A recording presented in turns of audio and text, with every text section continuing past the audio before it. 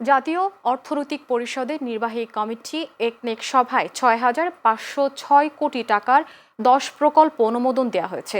আজ পরিকল্পনা কমিশন চত্বরে এনইসি সম্মেলন কক্ষে প্রধান উপদেষ্টা ও একনেকের চেয়ারপারসন ডক্টর মোহাম্মদ ইউনূসের সভাপতিত্বে অনুষ্ঠিত একনেকের সভায় এই অনুমোদন দেওয়া হয়।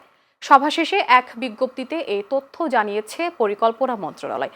এতে বলা হয়, জাতীয় অর্থনৈতিক পরিষদের নির্বাহী কমিটির সভায় ৬,৫০৬ কোটি ৫০ লাখ টাকা ব্যয় সম্বলিত ১০টি প্রকল্পের অনুমোদন দেওয়া হয়েছে।